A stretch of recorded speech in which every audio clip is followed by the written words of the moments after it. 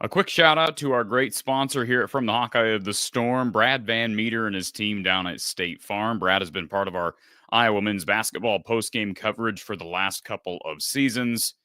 And we all know the value in having good insurance, whether it be a good auto policy or certainly homeowners, life, etc. Give Brad and his team a call down at his State Farm office in Des Moines, down on Fleur Drive. 515-256-6480. That's 515-256-6480. Or you can visit his website. It's bradvanmeter.com.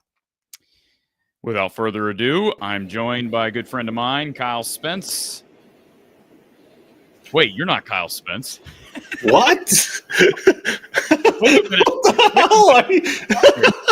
I mean, Okay. I don't even know. That was weird. All right, let's get Tony out of there. We got Kyle here.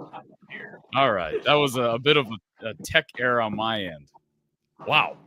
Well, I'll tell you what. Before we get going, let me use some phraseology that I used during Iowa's recent loss at Wisconsin. What we just witnessed, folks, was a good old-fashioned beatdown, bloodbath, and spanking. It's a Big Ten team going on the road and looking pretty bad on both ends. So I want to make sure I get that out of the way because I don't want to be accused of being one-sided. Somebody accused me the other day on social media of being a Iowa men's basketball hater. So I thought I was an Iowa football hater. Maybe I'm just a hater all around. Anyways, Really impressive stuff tonight, Kyle. I mean, this is by far my most complete performance since this season began. And we're going to run through the ins and outs of this. Let's start with this, our RTI Threads player of the game. And that is forward Owen Freeman. I could have went a lot of different directions on this. And RTI Threads are a great company in Western Iowa. We'll talk about them here in a little bit. But they've given me the freedom and leeway to make my own selection on this. It so happens that Owen Freeman is an RTI Threads athlete. But, Kyle, you look at the box score. You got all 5 starters in double figures. Price Sanford gives you good production off the bench. We could have went with Drew Thelwell. Could have went with Peyton Sanford, who came alive once again in the second half.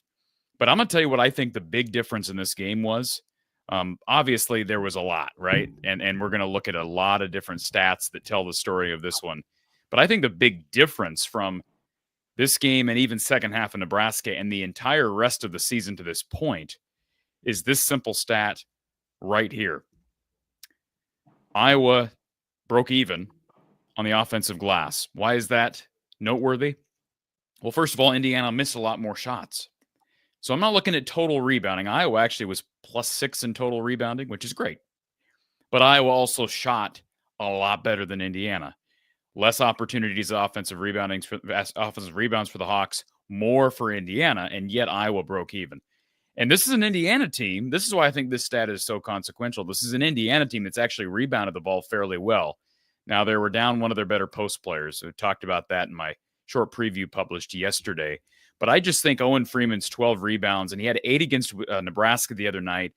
And that's a sneaky good total for a guy who's, I think, been underperforming on the glass, and he really needs to step up as the 5 on the glass. It looked like maybe he was dinged up a little bit at some point in that first half, but continued to play hard, played through that, and an efficient 8 of 13 from the field.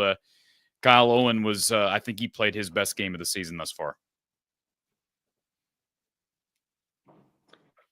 Yeah, absolutely. And for him, honestly, I mean, and maybe we can have the discussion later on in the season if he continues to play this well, if some of the earlier games were due to injury. But for him, it looks to me to be a mindset and an energy thing with him, because when he's engaged, not only is he a really good rebounder, but he's really good defensively at times too. And he's really important for them because they really have no other post presence other than him. And when he steps up and he fills that role, I mean, tonight he was a beast in the paint. I mean, he had 12 rebounds and 4 blocks and 3 steals as well. So, I mean, just a heck of an impact performance. And I think really crucial if Fran's going to go to the zone like he did a couple times or quite a bit tonight, to have an impact player inside like Owen who can alter shots and be that person in the middle of that zone at the back. To complement Drew Thelwell's energy up top, and Brock obviously provided good energy tonight as well. But with Owen, when he's engaged and when his mindset is to dominate the game and to show energy and aggression from start to finish, he's a really good player. It's just there's been a couple of games, whether it was injury or whether it was purely mindset, that we just didn't get that out of him. And the other aspect of this, I think the other part of why he's so deserving of this Player of the Game award is also because of who he's matched up against in Umar Ballo from Arizona, the transfer that gives you physicality, gives you length. He's a true 7-footer, and he'd been playing really well. And obviously the offense was going to be a little more dependent on his production inside with Tadjo out.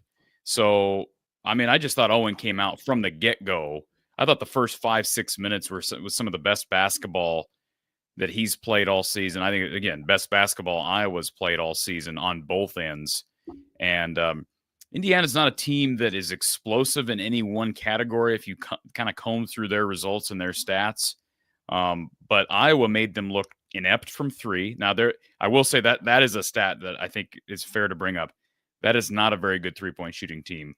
So this is sort of the opposite of what we saw with Wisconsin, right? You're talking about a Wisconsin team that excels from behind the arc, although Iowa helped them shoot even better than their season averages. This is an Indiana team that has struggled from the behind the arc. And without the second post presence, I felt like their offense was just a little bit disjointed.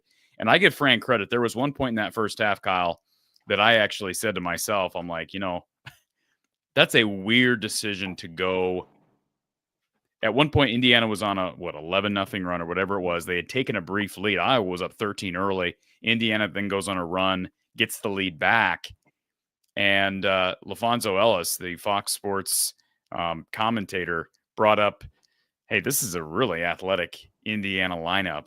And right as he said that, Iowa went with a lineup of both Sanfords. He took Seydou Traore off the court, put Brock Harding in. It was both Sanfords, Brock Harding, Owen Freeman, and Drew Thelwell. And I'm like, man. And I give them credit. Yeah. Those guys hustled. And the big part of this is getting in transition. And, one stop leads to a bucket, another stop leads to another bucket, and it makes the offense so much easier to come by. But I give Fran a lot of credit because I question that. We've been talking about rotations a lot with the women's team here over the last 24 hours. And I just thought Fran managed this game exceptionally well. And certainly there was a different level of energy. I don't know if it was related to a primetime crowd in Carver. Again, Peyton struggled in the first half, kind of like we saw against Nebraska. He's got to figure out those first half woes. But as complete of a performance as we've seen all season. And you see the stat lines scrolling across the bottom of your screen. 8 of 13 for Owen. Peyton Sanford with 23 points on 7 of 12 shooting, 6 rebounds, 3 assists. And by the way, 21 of those 23 were in the second half. So he had a 30-point second half Tuesday night. He had a 21-point second half tonight. That's something else. There's a lot of eye-popping stats on that stat sheet in general. You got Brock with a double-double, 10 points, 10 assists. You got Drew with the 6 steals, Owen with the 4 blocks and the 12 rebounds. Peyton, obviously, with the 23. A lot of really good contributions from 3 or 4 different players tonight. It's interesting, too, when you tweeted out, I don't know if probably everybody hasn't seen that tweet where Cory tweeted out that was Drew Thelwell and Josh Dix are the 2 best players on this team. It was interesting watching that game because I think if you didn't watch a lot of Iowa basketball, you could probably make an argument for like 5 or 6 different players to be in the top 2. Now, I agree with that assessment that Drew and Josh are the best right now. But, man, I mean, they were very, very well-rounded tonight. There was not one player that really, really stood out. When you look at Josh Dix's stats, they're actually pretty pedestrian when you compare it to what he did Tuesday. Yeah. I mean, very quiet. And it's not like he was inefficient. He was 4 of 8. 4 or 5 from the line. 4 or 5 from 3. Yeah, and he was called on 3 from inside the line. As well as he played on Tuesday, just 29 minutes played today. So that's sort of interesting. But this is the type of team that if this team's going to not only make a run to the tournament, but maybe potentially get off the schneid and get to the second weekend, this is the team. Just kind of stating the obvious here. This is the team we have to see, a team that can give you 4 or 5 different guys that could go off. And tonight you had literally, I'd say 3 guys go off and then another, 2 or 3 that were solid impact players. If Drew Thelwell shoots halfway decent from the free throw line, he's my player of the game. I mean, he's 4 of 9 tonight. If you make, 3 7 of 9 or 8 of 9. 7 of 9, he's got 15 points, 6 steals, 3 assists, 3 boards. He's got to get free throws figured out. And the team is not – that's what's crazy about this team. As great as they are, they're the best offensive team in the Big Ten. If you look at points per game, they're one of the worst in the conference in free throws. Isn't that bizarre? So they score a ton of points in spite of the fact that they shoot a low percentage at the free throw line. So that's got to improve, and I'm sure Drew Thelwell will address that. And we've talked to Gary Close about this. We've talked to Tom Kakert, who will be joining us here a little bit ago live from Carver, or a little bit here in advance live from Carver. And Fran's got confidence in these guys being able to figure it out from the line because they've got great shooters. I don't think either one of us is going to debate that. That's what I was going to say. It's an odd stat for them to struggle with because you got 3 or 4 really good shooters on the team, and it's not like Iowa's not barraging other teams with bigs. Like if you're throwing 2 bigs on the floor all the time, like then it's more understandable if you're going to shoot 60% from the line. But gosh, I mean, with the players that got minutes, I mean, the reason why Josh didn't get more than 30 minutes tonight was because Price got 24 minutes. So you'd think he would come off the bench and possibly shoot some free throws. Well, he didn't get any tonight, but it's tough when you have a guard shoot 4 of 9. That's not not something that you're looking for. Drew's going to have to lead the charge on that because now that he's a cemented starter and he's really, the comment was made, I think it was LaFonso Ellis that said this during the game, that he's one of Iowa's guys that can create off the dribble. And I got to thinking about that. He's really like one of 2, maybe 3. And I say that, and maybe that's unfair to Brock Harding, but Brock Harding is not a guy who's going to even attempt to finish around the rim typically in half-court offense. And so who's going to drive and potentially draw fouls and have a high volume of attempts from the free throw line? It's Josh Dix and Drew Thelwell. Yeah. I mean, you're just not going to see that a lot from Price. I know we heard in the offseason how Price and Payton had both advanced their games and their ability to dribble drive. That's not, I mean, how much are we seeing Price Sanford drive to the cup? I mean, Not in at general, all.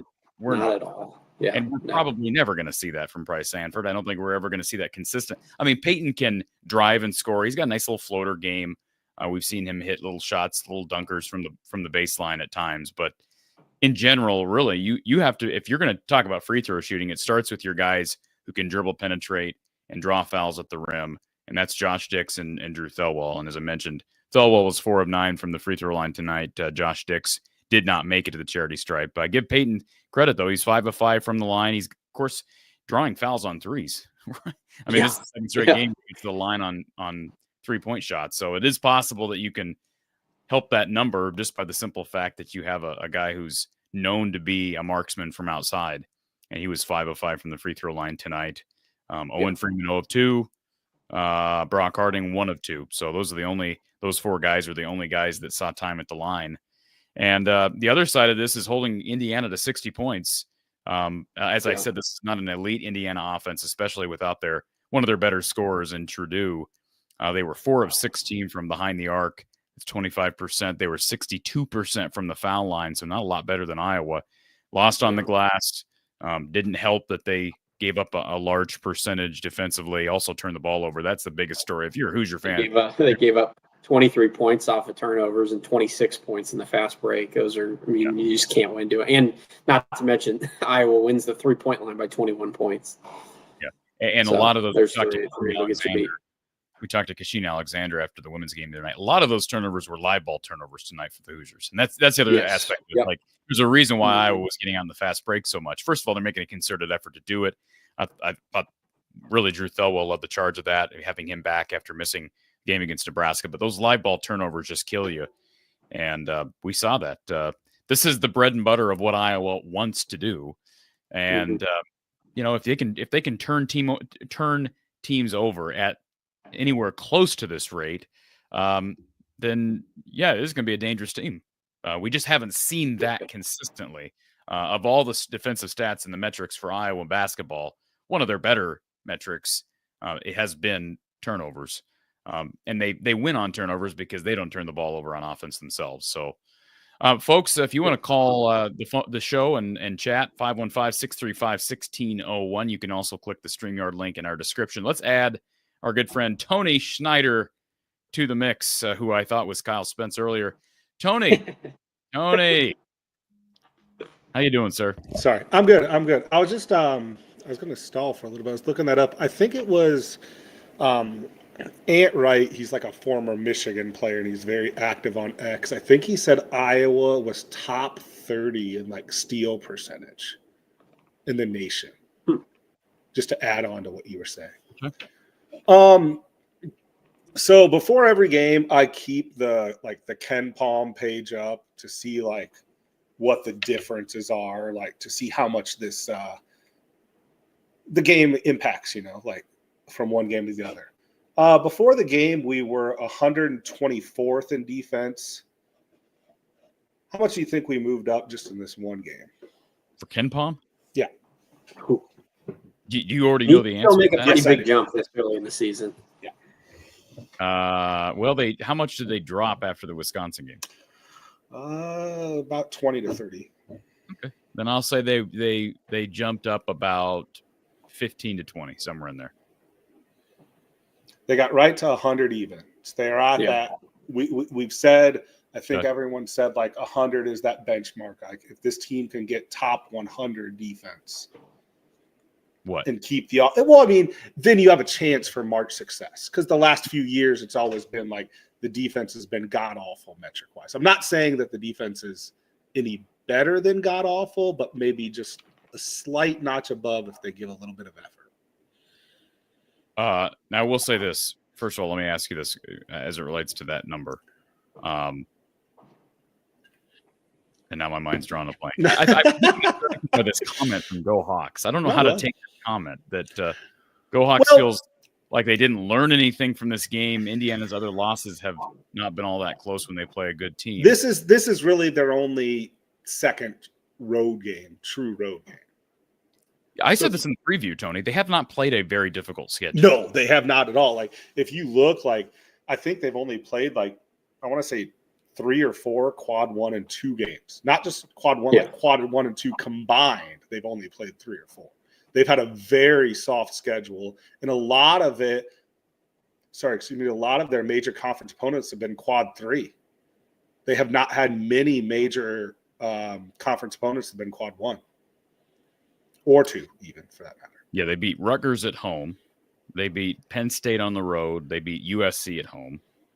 And they, beat Minnesota at home.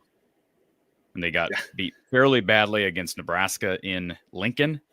Mm-hmm. I think it's probably a good thing in a sense that we don't have Coach Close on tonight, because Coach is never a believer in Indiana. I mean, I'm going to speak for him a little bit. If you go back and listen to some of the things he said about Indiana, he has never been a believer, not in recent time, a believer in Indiana, because they just, I mean, I guess I can't say why, but I'll let him say that the next time he's here and answer that question. But they're always loaded with talent. They always got lots of athletes. The issue has been coaching with them. Like, Woodson has been able to get talent. Like, I don't know this for certain. Everybody gets talent there, Tony. But, I mean, I don't know this for certain, but I know that their NIL budget would probably blow ours out of the water if we know how huge Indiana men's basketball is. Like, it's just that's life or death there. And I would venture to guess his seat is extremely hot after this, if it wasn't before. They spent big this offseason, and the Indiana basketball doesn't accept anything less than excellence. I would bet this is his last year. Go ahead. Linda in the chat says, my son said Drew is appealing for another year. That would be fantastic.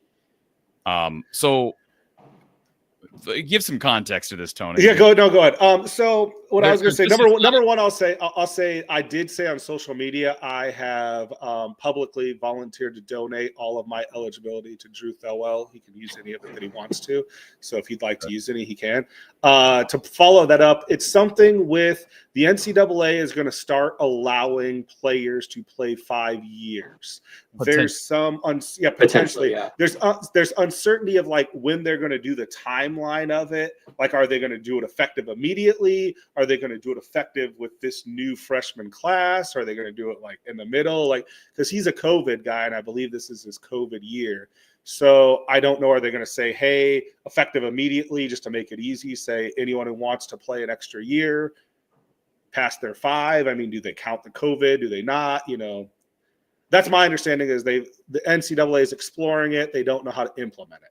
Now with the NCAA, as we all know, they'll probably find a way to F it up. They'll apply it in the worst way possible. Yeah, they'll find a way to screw it up, you know. So well, all I'll say on that is my guess is he is not back for another year. So don't get your hopes up. Do not. I think he was asked if they gave him another year, he would come back. Right. Oh, I have no doubt about that. But yeah, he would come back. But let's also When we were up in Sioux Falls, I asked her after the game, I said, hey, all the fans want you back another year. And he said on the podium that day, he's like, I wish I had another year. Yeah. I mean, I have no doubt he's going to come back. He's not like he's an NBA guy right now. No. And he's loving it. You can just see I tweeted at him. I said, I want that guy to be my hype guy. Oh, yeah. Could you imagine a better hype guy? He plays the crowd at Carver very, very well. 100%. I mean, he is so engaging, such a just a fun personality. He played the same card at Sioux Falls. Oh my gosh, yeah. Same type of thing. Same thing. And it was, of course, all Iowa fans. But yeah. There's a few from the Madsen family because they weren't too far down the road. Yeah. There was a lot more Utah fans at that men's game than there was Kansas fans at the women's game. Tony, how much money would you pay if you could guarantee Iowa plays multiple games up in Sioux Falls every year? How much money would you donate to the school? if you knew that they could make that happen? So, funny thing you say that. I'm actually going to be relocating probably within the next month. Oh, really? Yeah. So you're not going to be in Sioux Falls anymore. You're going to go all the way up. You're going to go up to like Pierre, South Dakota, or actually, probably about 30 minutes from you if all things go right. 30 minutes from me back in Des Moines? Yeah. Okay. So it's probably going to be a very quick move, like within the next 2 to 3 weeks. So I might be able to go get at least one game at Carver this year. How do you do that? How do you move so much? It's my wife's job. I know, but I mean, how do you move so much? You got kids, I don't know how people do that so much, especially when they have a large family. I've just never, that's a lot of stress. I wish they help us move. We'll just say that. Okay. All right. It's good to hear. I would, if all things go right, I'd like to go to the Purdue game. That's how quickly this might happen. That's on February 4th. So Tony, I saw you chiming in on my photo posted at the crowd. Yep. Give me your take on that. So, I think some other people tweeted back at you as well. It was, student sections. Some of that was student section. Some of that student section. Some of that. No, I mean, I get it. And there's only so much entertainment dollar to go around. And What I'm saying, the purpose of my tweet was simply I'm tired of hearing the excuses that are invalid. I've been hearing those for so many years now. But the student section was a valid one tonight. That's not what I addressed, though. No, my comment was on the really, quite frankly, it's weekdays. Everybody always say, well, nobody wants to watch a game on weekdays at 6 p.m. or weekdays at 8 p.m. And it's always the weekday thing. And then other times it's the tip-off time. Now we're going to use the student thing. What I'll be curious about, Tony, is tomorrow. And you got an Iowa women's basketball team. Well, they've sold out season tickets. No. Oh, what does that mean? What does that mean? But the season tickets are, those were sold out. Those tickets were sold. Well, students are still not there, Tony. But I don't know how. I want to know this because I don't know how they do women's basketball student tickets. I don't think it's the same as men's. I really don't.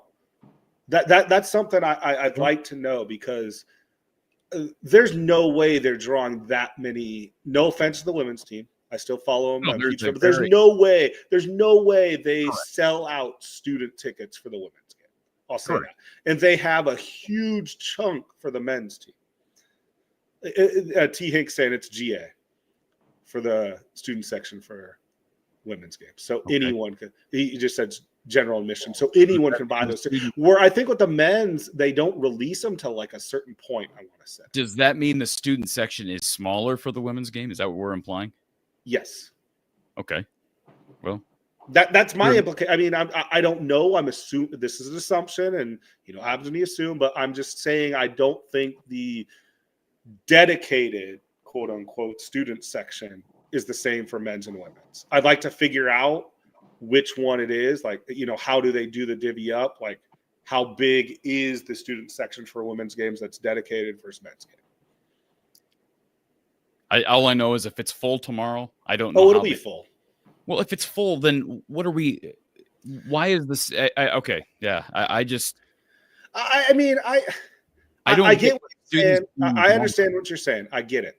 Like, why are they showing up for the women's games and not the men's games? I totally get it. I really don't think it's just a Fran issue, though, either. That's what I'll say. I'll let the elephant out. I don't think it's just Fran. I don't think if you just fire Fran, that magically we're going to. Is that what all these people that respond and get upset about a tweet like that, is that what they're mad about because they think I'm calling for Fran's head? That's an observation. It is. It's more on the fans that I'm tired of the excuses. Either most of those people that are getting back to you, I know, do show up to the games. So exactly. Yeah. That's great. That's phenomenal. Yeah. I think it is that some of the people, and I agree with them. I really don't think that getting rid of Fran is the simple solution. I don't. Well, I think there's more solutions. Do I think he is part of the problem? Yes, he is part of the problem. Do I think he's the whole problem and that it's going to be a fix-all? No. Not everything is black and white. No, I know. And that's just the way things are. I mean, that's the way things are nowadays, is people have just said, you're either on or you're off, or you're black or you're white. Or well, you know where I stand on this. Oh, Tom. I know. You know where I stand on this. If Fran doesn't make the tournament this year, he should be on the hot seat. And I agree with you. Yep. If they do make the tournament and fail to make the second weekend, you're not going to do anything for the. I mean, we're going to go into next season with the same apathy. It's not going to matter what they did in the regular season unless they produce March results. If you don't think that's fair, that's unfortunate. I don't disagree. The reality of it, unless he can get them to the second weekend, the same faction of fans are going to want him gone. I'm not the same ones that don't show up aren't going to continue to show up. Correct. Yeah. And the ones that show up I will say, though, one thing that I have noticed is, yes, the attendance numbers have dropped, but it seems like if you want to say quote unquote atmosphere and loudness might be just as good, if not better. The fans might be more engaged because the people who might not be showing up, and I don't know because I haven't seen that many pictures of it. Do you remember seeing the pictures of like people knitting and reading books, doing homework? Doing homework. Do we see those anymore? I've been to Carver a couple times this year. I've seen it once or twice. I haven't seen it like we used as to often as So no, it used to be there was like 15 or 20 people. It used to be all that would have their book or whatever. They're doing a crossword or whatever. Like that anymore. So I mean, I do think tonight, like, it was 11,000, and I've been to the games that I've been at to this point in the year have been 10,000, 9,000, 12,000. Mm-hmm. That they seem to punch above their weight right now. I think the fans, like the fans, like the decibel level, and the 10,000 doesn't sound like 10,000 usually. It sounds like 12 or 13. Yep. So we might be losing quantity, but the quality may have gone up. Tony, real quick, I'm not going to let you slide yet, but we actually don't even have anybody else. I've got nothing but time. You're good. 515-635-1601. If you want to call the show, you can also call via streamer. What are you drinking, Tony? Why this is Grain Belt Premium, but I was ready. No, just regular premium Grain Belt. But I was waiting to pop a Blue Ribbon Performance for. Okay. And I've got a couple games on. Utah State is only up or down 3 at Boise State at home, so we kind of want Utah State to keep winning. Yeah, I saw Bob in the chat here said that you know that Utah State is now in the top 25. Not top 25 really means a whole lot as far as what really matters are the net rankings. All 4 of their losses are quad 1 right now. Utah State's a quad 1. Wisconsin's quad 1. All 4. All Iowa. All the issue, and they're actually close to all quad 1A. If you want to even get more specific, all of them are upper. But go ahead, Cory. Sorry. The issue right now for Iowa, as we all know, is not quality of loss.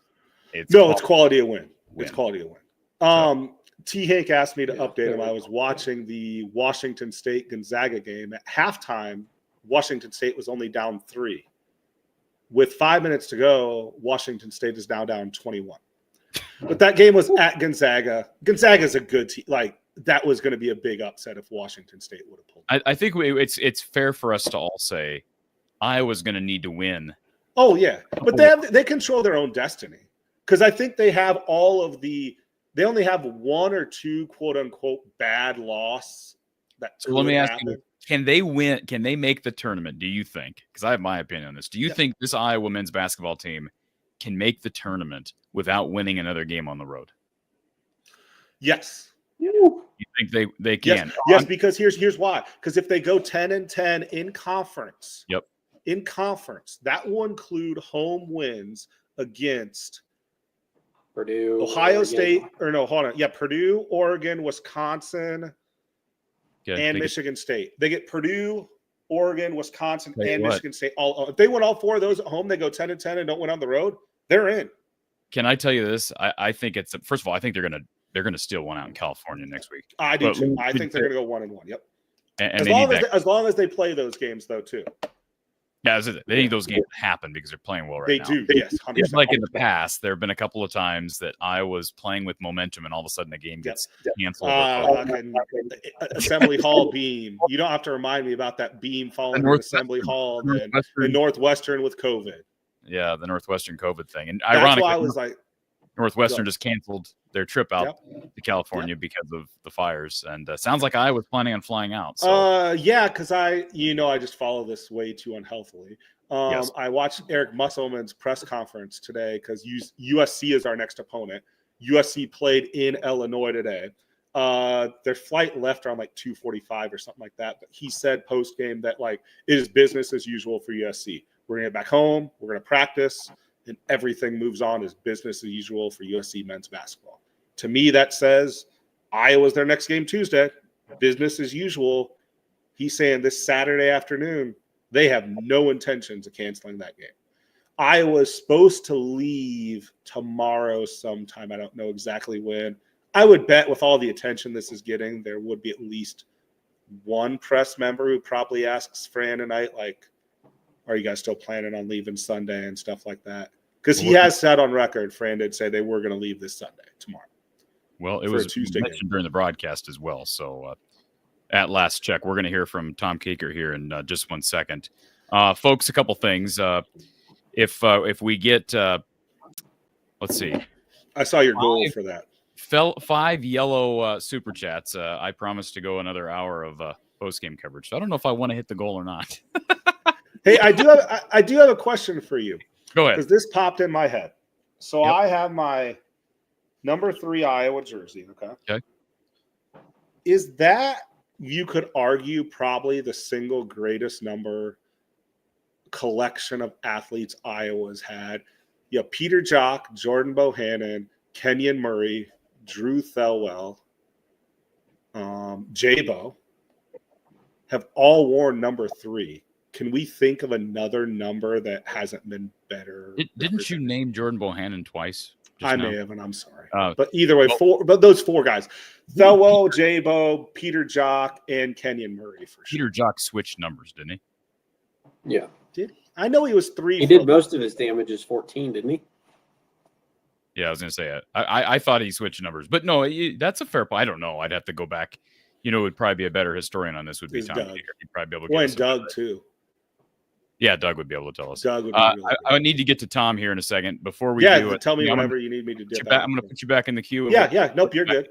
Here in a couple of minutes. Folks, be sure you shop RTI Threads. They're sponsoring our men's basketball post-game coverage throughout the rest of the regular season.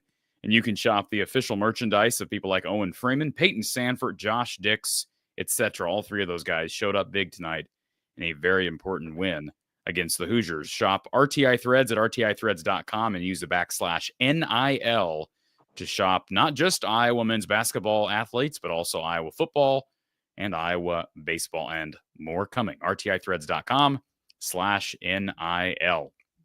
Without further ado, we welcome Mr. Tom Kakert of HawkeyeReport.com, who's with us live from Carver. Tom. Trying to make my thumb show up on this thing, so there we go. Good to see you, sir. How are you guys? We're doing good. I'm sure very happy Fran McCaffery post game and a very important win for this team in front of a really electric crowd. It sounded great on television. Give us an idea of, first of all, what it was like in Carver and Fran's mindset is post game. I'm sure he's happy. Yeah, good crowd tonight. The ends were not full, but they were vocal and everybody wore black, which was a positive. It was I think what helped was Iowa got off to a good start and got the fans involved early and had that nice run when they had the what ended up being a 13-0 run between the first timeout that was taken. So I know that was really good. And then they let Indiana crawl back in there and take the lead somehow. And then Iowa put the foot on the gas again and went on another 16-0 run. And just, I don't think Indiana really ever recovered from that run. And then Peyton Sanford got going in the second half. And it was everybody, in theory, that most of the guys really chipping in. You had Peyton playing terrific basketball in the second half. You had Owen Freeman with 16, 12, 4, and 3. I mean, that's a stat stuffer's delight. And Brock Harding finishes with a double-double. And yes, he was very aware that he needed that 1 assist to get that double-double. He was Price turned down an open 3 and Brock visibly kind of made a face like, ugh. And then, of course, if you want somebody to take a shot, just find Peyton Sandport because he'll shoot it. And he did and buried that three from the corner to give Brock his 10th assist of the game. So, yeah, Price played well, I thought. Owen, Laje had that really nice stretch in the second half with that, trying to keep that possession alive for almost 90 seconds where they got like 3 offensive rebounds. Iowa out-rebounded them. That was one of the keys. Indiana's been killing people on the glass, and Iowa out-rebounded them 37-31. It's just nothing to complain about tonight. I think one of the bigger stats, and I brought this out earlier, Tom, is offensive rebounds because Indiana missed a lot more shots. And so the total rebounding number can kind of be deceptive, but when you look at this number, you're like, wow, they really did. I mean, if they can battle like this on the glass night in, night out, and they haven't proven that they can do that yet, but if they do, boy, that's huge because this is a team that's consistently been getting beat in this category. And you mentioned Owen Freeman, 12 rebounds, I believe his third highest rebounding total of his career. It's the highest this season.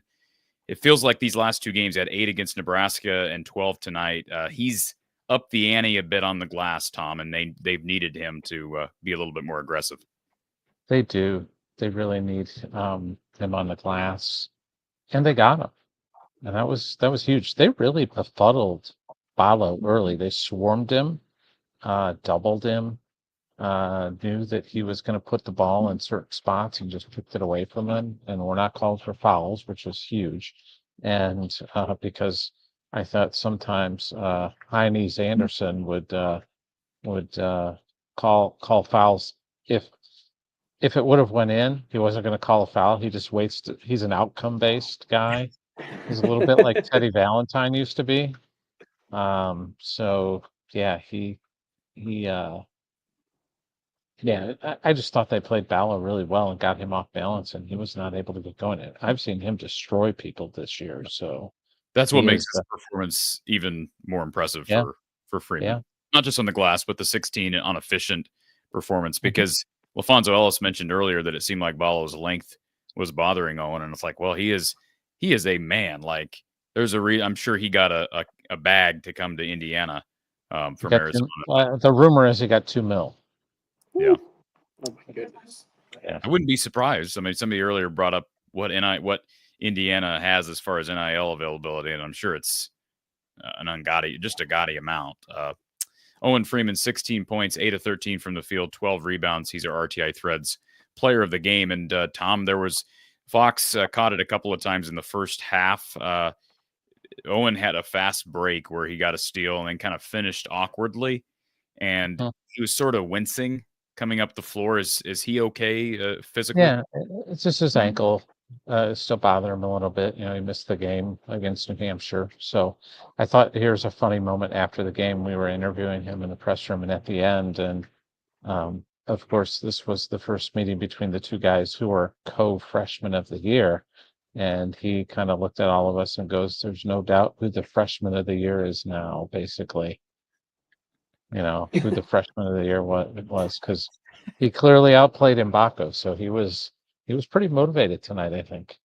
Okay. Well, do you think that, like with Owen's performance, like is he just feeling better from the injury recovery, or is this more, I mean, because it looks to me like when he decides to hit the glass and when he decides to protect the paint, he does. Like it looks like a mindset thing.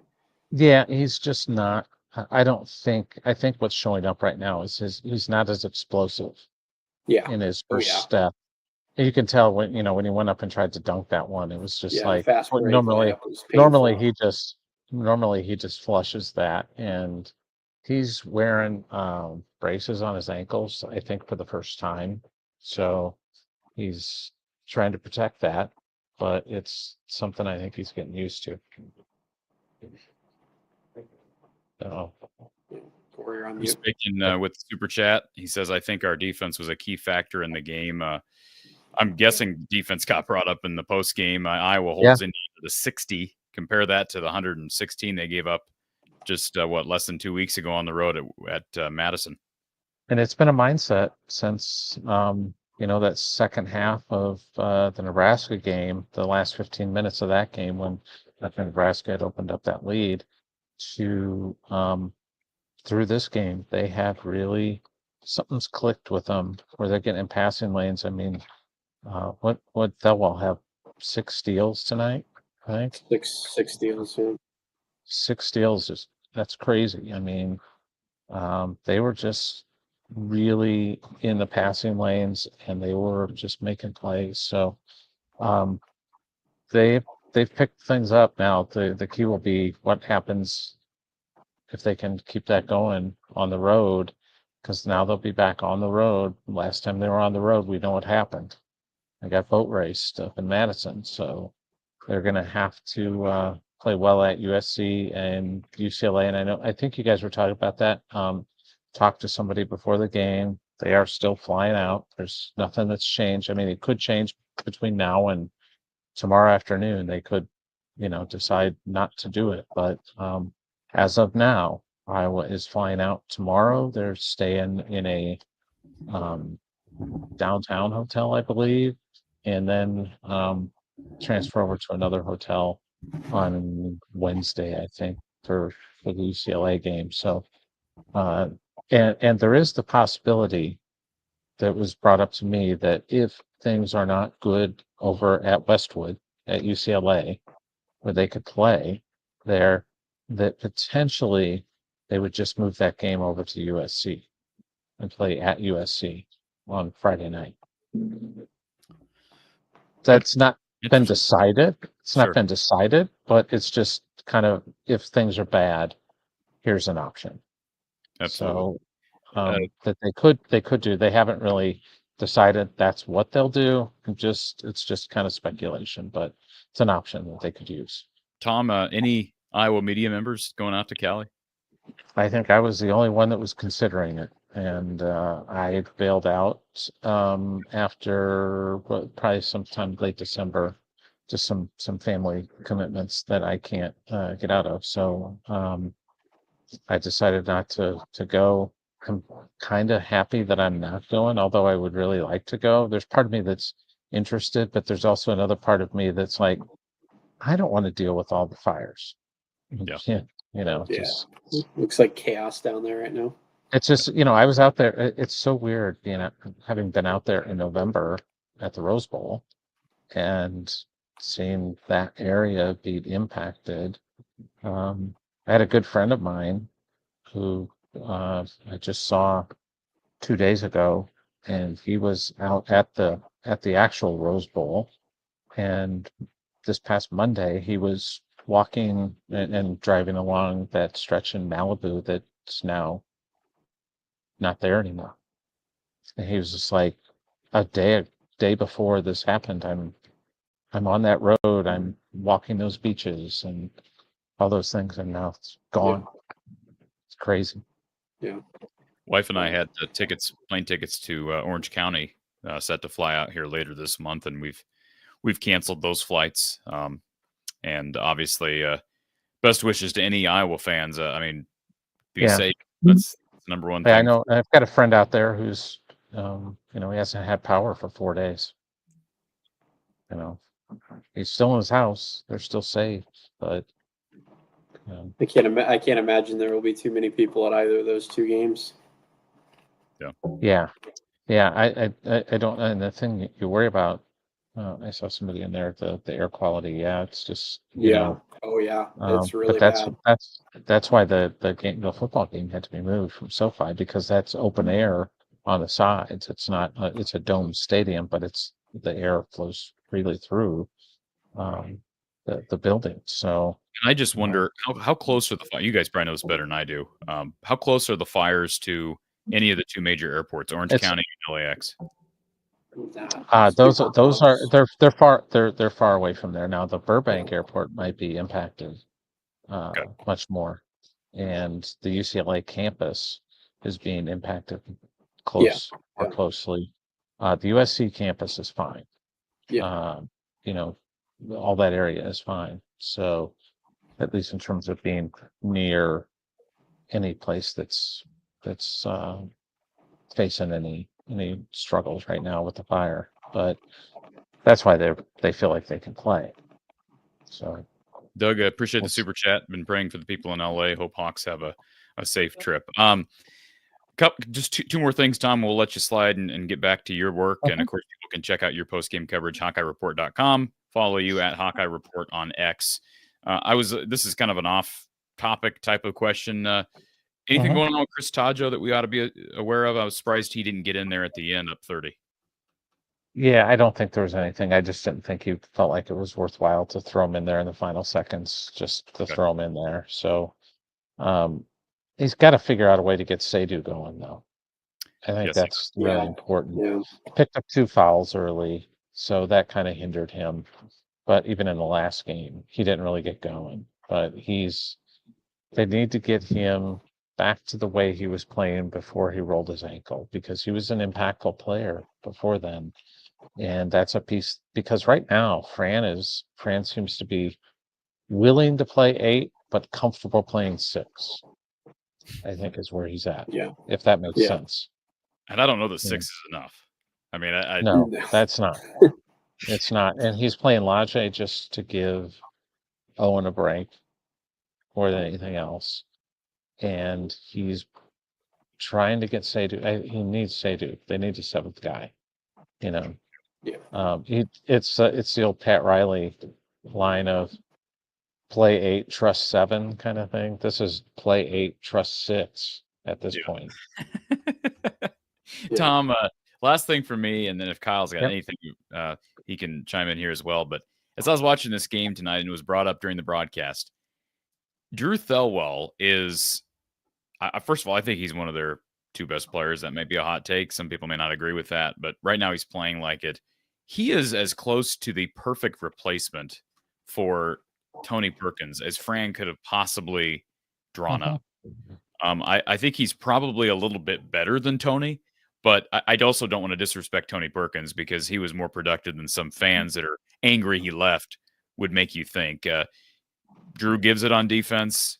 He's one of their better athletes. He's a high excitement, high energy player, like Tony was. Just talk about Drew. I know people have been heaping praise on him, but rightfully so. One of the interesting things about him, I've talked to Fran about this and talked to some of the assistants about this. He came in this summer and he struggled. He was not good at all.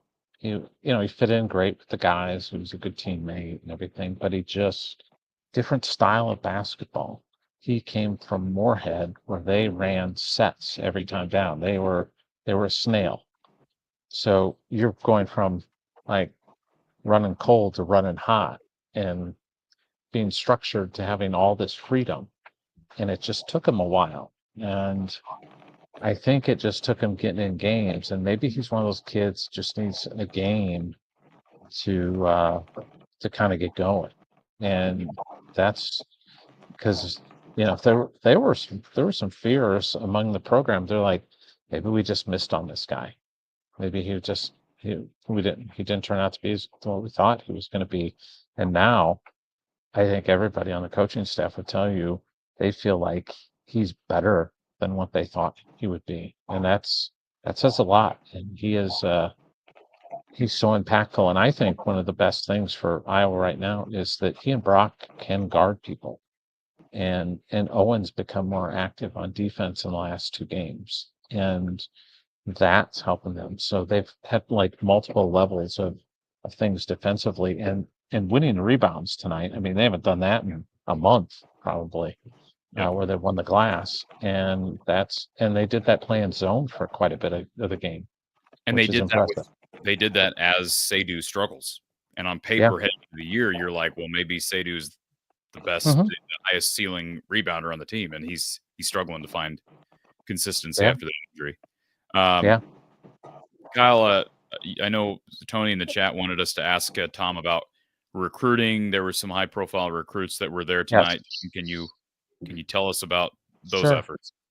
Yeah, there was 4 guys that were here tonight. The biggest one is on an official 4-star kid, Joshua Lewis. He's from Florida. He was originally committed to South Florida, and they tragically lost their coach. He passed away during surgery. Just a horrible tragedy. A young guy and everything, and so he's opened things up. Iowa is, beyond hopeful. They're just thinking, maybe they can get this kid. He's a dynamite player, wing player, 6'7", can really shoot it, knows how to play. Also here was Devon Shabazz, who's a commit in 2026. He was here with his dad.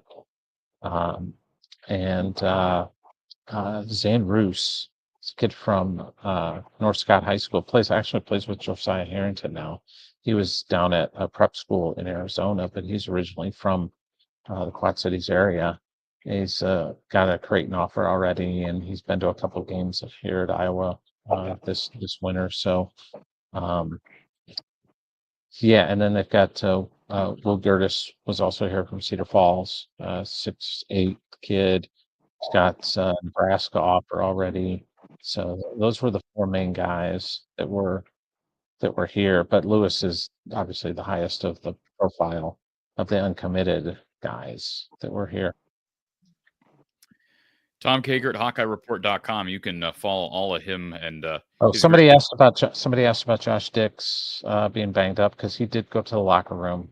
Yeah. And he came back, and he is he's okay. He's okay. So he just kind of got twisted around a little bit on a defensive play and late in the game, and tried not to limp, because he knew if he limped, he would get taken out. And I could tell he was favoring himself a little bit. But he came out and went back with trainer Brad Floy, and Brad checked him out and thinks he's going to be okay.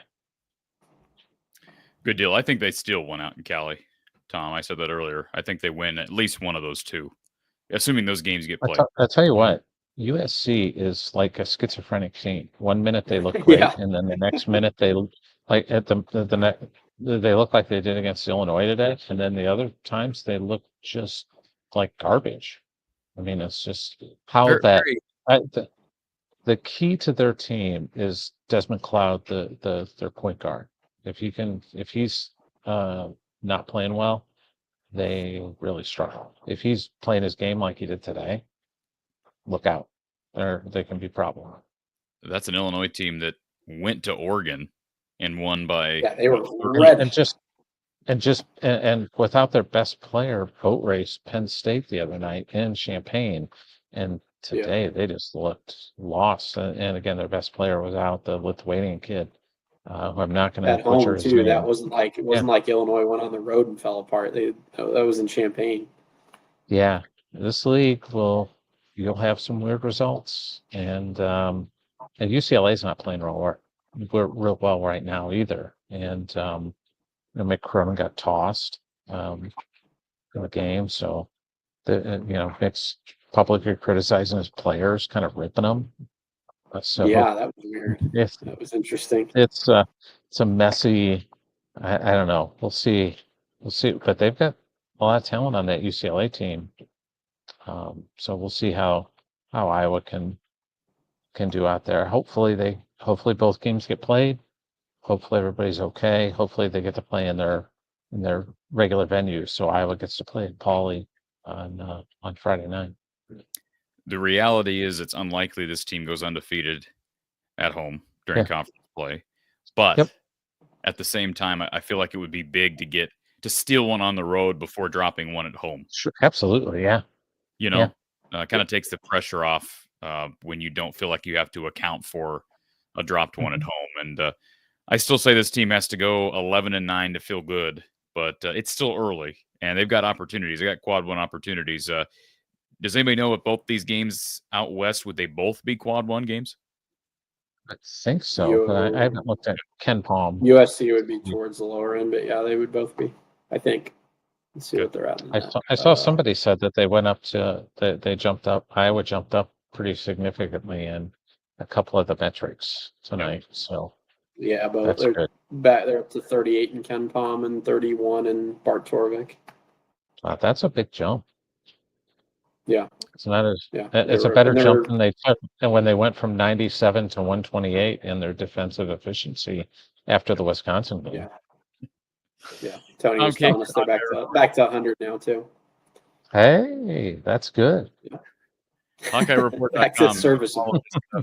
We'll have Kyle Huseman on for our post-game show with myself and Christine tomorrow. The Hawks and the Hoosiers do battle at Carver. Tom, appreciate your time as always, sir, and best wishes. Be safe. I know you're not going to California, but be safe nonetheless, and we'll talk to you this next week. Thanks, Kyle. Thanks, Cory. Talk to you soon. Tom. Appreciate it. Thanks, Tom.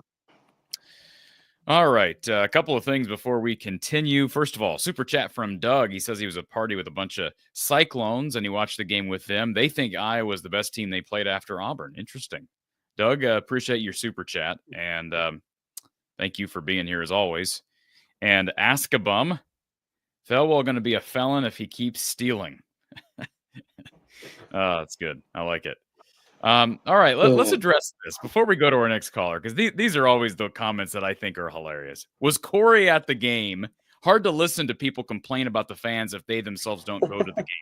Well, that's because, Dustin, my primary duty is not to be a fanboy of this team. That's not my primary duty. And guess what? When I'm at games, I'm covering the game as a media member. So I'm not on my feet. I'm not screaming like a maniac. I'm not enhancing the crowd at all. Are we going to knock Tom Kakert because he's at the game, covering the game as a media member? I guarantee you, Tom is not adding to the home atmosphere, and it's not his job to contribute to the home atmosphere. All right, Dustin, are you at the games? I doubt it. So and that doesn't even mention the fact that you're 2.5 hours away from Carver. No, yeah, I'm not going to bring that up. If I was a fan on here complaining about it, that's one thing. And I am a fan. I always said I'm a fan at heart, but this is also my job. This is also work. It's like it's Tom Kakert's job to be at the games every single game in person. Anyways, let's go back to our phone line. We've got Cory, another Cory, not the Cory that everybody says is long-winded and drives them nuts. This is the Cory that has a dog and is not as long-winded. Cory, hi. How you guys doing? How you doing, Kyle? Does that make him Cory number 2 or Cory number 3? There's so many. You're like Kyle number. You're Kyle number 3 because we have Kyle Huseman, and we have Kyle. We have Kyle Dupik, who's the baseball coach. Anyways, move along. Cory, anything else before I let you go? I said I'll be at the game in 2 weeks. So I'll be there. I got plans to go. I got plans to go in 2 weeks. So I'll be there. No, you don't have a right to complain unless you actually go. So. Oh no, I'm bringing the lady. I'll make sure we're hooping and hollering. So it'll be plenty loud next 2 weeks. So. Very good. So, and I'll be curious once the students are back, because there are a couple more weekend appearances on the schedule. Once the students are back, is it going to be full? Because that's my understanding. Like, and it's not even complaining; it's just observing. Like, and that's why I say I directed this to Tony earlier for the fans that say, "Well, it's not all Fran's fault." It's not all Fran's fault, but you've got to admit, Cory, part of student involvement comes back to administration and the person who's the face of the program, and that's Fran McCaffery. Yeah. Does Fran? I'm not aware of Fran. Does he go out there and campaign for more students to be at games? Does anybody know? Does he do anything? I don't hear it. And maybe people will say, "Well, that's not his job." I think it is his job, especially when it's a problem. I think it is his job because the students are not the ones. The students are not the ones that don't come to games because it's a 6 p.m. tip or because it's an 8 p.m. tip. That's got nothing to do with it. All right. Those are the families, and I understand those are reasons for some, but the lack of student support, I think, is the biggest problem. And some of that is arena, student section layout, all that stuff. Some of it's, I think, comes back to how you getting students involved, and whether it be at halftime or student ticket discounts, whatever the case may be. Mm-hmm. So, anyways, this is a conversation that you could have. I say he's the stamp on the seal. So yeah, it's got to come from the head man. Yep. Yeah. Well, I mean, Cory, even if you're talking Cory number 1, if you're talking about stadium renovations, like if they approach Fran with something like that to make the student section better, he would say no, right? Because we've talked about how he prioritized seats he prioritized seats for the donors, right, over the students in the past. Fran has openly taught. I mean, he said this 2 years ago on my show. Fran said that they were looking before Beth Getz took over. Fran made the statement that they were looking to move the students, but he acknowledged the big money donors that they do have to account for, like they do have to take them into consideration because they're big money donors, right? Money talks. So, but I mean, this is continued to be a talking point with the new administration, and it sounds like something's going to happen. But until it does, considering this is definitely not a balance that any other school has to deal with, right? Because all the other schools, they don't have big donors and students. And I'm curious. I know the narrative out there is a lot of the old fans don't like Fran. Do the young fans like Fran? I'm just curious. I don't know. I don't know the answer to that. Do the young fans and the student body? Does the student body like Fran? Is he a likable figure among the Iowa students? I would say he has his moments, but not really. I say I've only known Fran. So when he creates a viral moment and goes up to the referee against Michigan State and stares him down, of course the students like that. But like, I don't think in general I don't think there's a lot of adoration there for him. We'll put it that way. I say, question for you guys. Rebounding tonight was a big mark. They said it multiple times on the channel, and I can't remember the last time I've seen them rebound like that. What needs to happen to see more repeats of this performance tonight, as far as rebounding or more defensive effort? What do we got to see? What's going to be the constant? I think the constant is just energy and effort from people like Owen Freeman and Logi. Yeah. Because it's like Tom alluded to it earlier. They're not playing Evan Bronze anymore. I mean, like early in the year, they were playing Evan Bronze a little. We even saw a couple of games where they play Riley Mulvey, and I don't know what Riley Mulvey's medical status is right now. But in general, with Logi being moved to the bench and Iowa playing a guard-heavy starting lineup, Logi's going to be the backup 5. So those two guys just have to bring it every night. Not that you don't want to see numbers out of Peyton Sandford and Price and go around the block, but if you can get 9 to 10 rebounds a game out of Owen, the remainder of Big Ten play, this team goes from being well below average to on the glass to maybe being slightly below average, but slightly below average may be good enough. Could get it done. Shooters they have and the number of points they can put up. I mean, we've never claimed that Iowa has to be elite on the glass or defensively. No. They just have to be not horrid. And during their losses this year, they've been horrid on the glass and pretty bad defensively. And that's not going to get it done in March. It just won't. I say, boy, this is a flashback, but if Dembele could be like, was it Jack Kramer? I remember watching him. Kramer. Was it Kramer? He was like the 6th man of the year coming off the bench, or what? Ryan Kriener? Kriener? Is that how you say his name? Okay. Ryan Kriener. Jack Kramer. I think he's mixing Jack Nungy and Ryan Kriener and somehow. Yeah, I don't know where Jack Kerner and Ryan Kriener. I couldn't remember the last name. I just remember it was Jack. Oh, Ryan Kriener is you know what? He's one of those guys that was very underrated and gave them good, consistent But plays. could that be? But could that be Mbele, kind of that 6th man of the year, kind of that guy that comes off the bench and becomes that glue guy that Well, if he right was, now, that'd be fantastic, but I don't. Yeah, right now the only candidate for 6th man on this team is Price Sandford. He's the only candidate. They're really not getting any other production from anyone else. Sadew's in a funk. Logi's not playing well.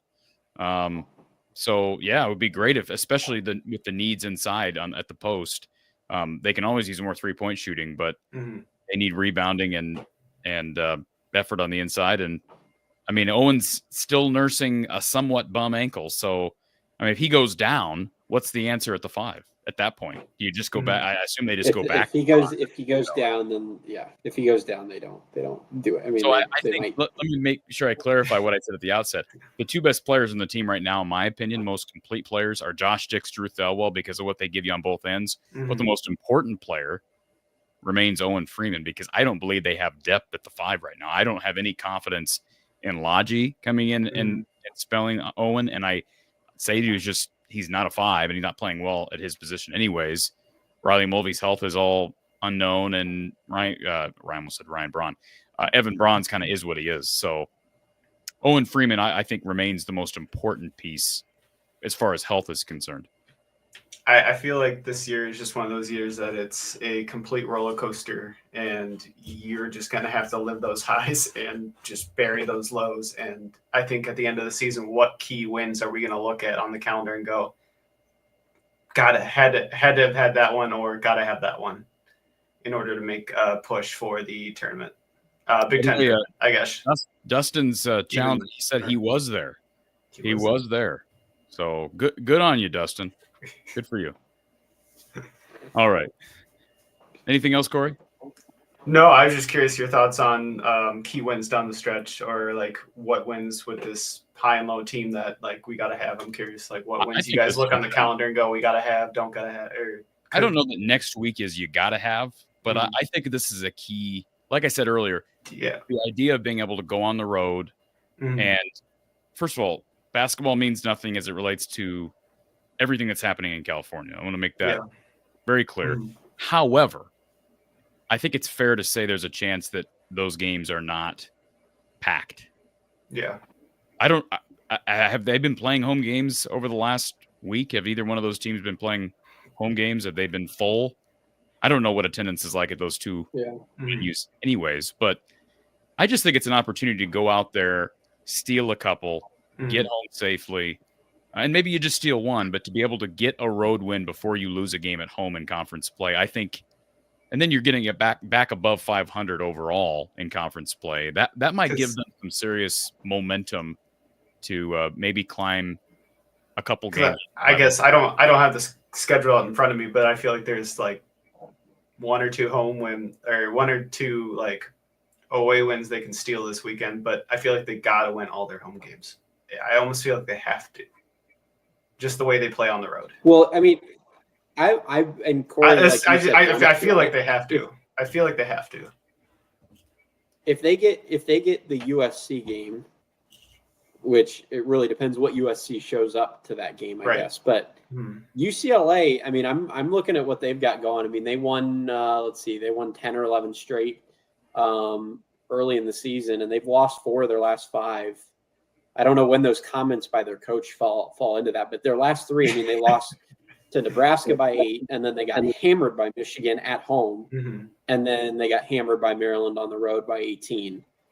So I mean, I don't know. There's a chance that Iowa goes into that game and throws a good right hook out of the gate, maybe gets up 5 or 10 early, and they just pack it in. I mean, those kind of comments, like, I understand that the coach might be frustrated, but like in today's interesting tactic. Today's climate, I would not be surprised to see multiple players withdraw from the team and say, I'm transferring and not play the rest of the season. That's the type of thing that could happen in today's day and age. I'm not saying that would be the correct response, but those are the type of things that get your players to quit on the team.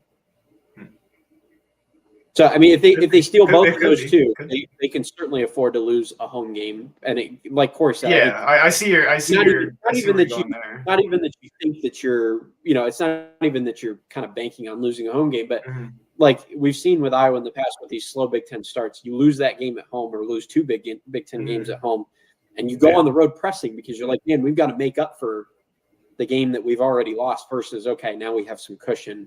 We can play freely at home and not play tight. We go on the road. We're not trying to make up for anything. We're free there as well. So if they could steal one or both, I mean, because I mean, like Cory said, I don't think, I mean, they're not going to win out at home. They're just not. I mean, playing Purdue. I don't think so, but it just feels like as of right now, we feel like we got to have them. Yeah. I mean, they're going to go. They're going to lose 1 or 2 home games, maybe even 3. So I think they'll lose 1 or 2 though. But I feel like the smaller you keep that number, the better.